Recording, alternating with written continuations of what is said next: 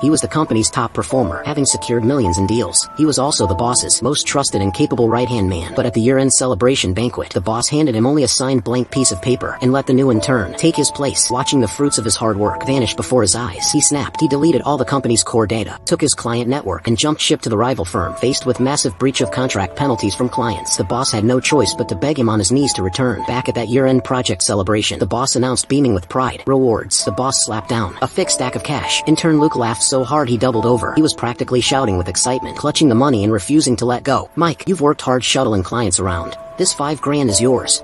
The driver took the money, bowing and thanking him repeatedly. When it was his turn, he straightened his collar eagerly. With millions in revenue, his reward should be the grand finale. But the envelope handed to him was pitifully thin, like a single sheet of paper. He dumped it out in disbelief. Inside was only a signed photo of the boss. He stood frozen, his mind going blank. The boss declared, "Money is too vulgar. This signed photo means I see you as my successor. This is priceless." His words boomed through the room, and the surrounding coworkers erupted into enthusiastic applause, as if he had received the greatest honor. Intern Luke, clutching his stack of cash, walked over to him and said in a mocking tone, implying he was being petty, he added, "This is the boss's recognition. It's worth so much more than a few $1,000s. Driver Mike chimed in earnestly.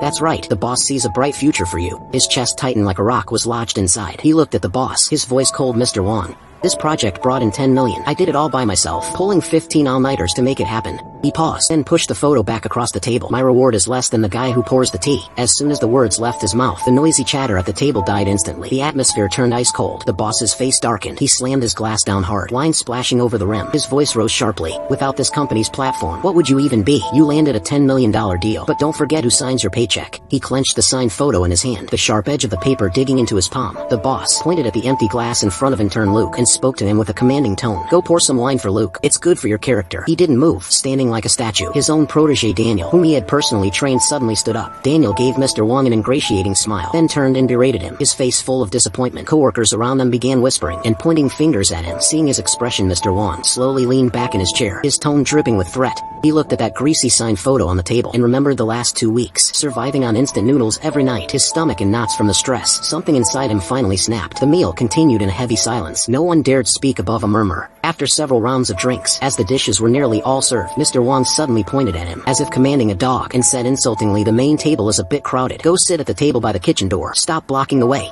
He stared back and replied coldly, "My place is right here." Mr. Wong's face changed. He stood up directly, jabbing a finger toward him. He wanted to get up and leave right then, but Mr. Wong grabbed his shoulder, his grip surprisingly strong. He pointed toward the door, his tone leaving no room for argument. "Go wait by the door and hurry the kitchen along, and settle the bill on your way. Do you have no common sense?" He shook off the man's hand, his chest heaving. His loyal protege Daniel immediately took his glass and sat down in his vacated seat, right next to Mr. Wong, eagerly toasting him. Intern Luke also picked up his glass and staggered over. He reached his side and pretended to trip, accidentally spilling a full glass of red wine on the floor by his feet, splattering his pants. He giggled and tossed a filthy rag at his feet, ordering him around. "You're the one at the company who's always happy to do the dirty work, right? Be a dear and clean that up. It's slippery." His words were laced with barely concealed contempt. He looked at that smug face and said nothing, but his blood was boiling inside. Seeing him unmoved, Mr. Wong pulled from his pocket 2 crumpled bills and threw them on the floor like tipping a beggar. The money landed right in the wet red stain, soaking up the color. He sneered, the fat on his cheeks jiggling. The money on the floor and the signed photo on the table were like 2 hard slaps, striking him across the face. He saw these vampires for what they were, and his mind finally cleared. He smiled. He didn't pick up the $200. Instead, he walked straight to the main table, each step heavy with purpose. Under the stunned gaze of everyone, he gripped the edges of the mahogany table with both hands. Plates on the table rattled from the force, screeching against the wood. Sauces sloshed in their bowls.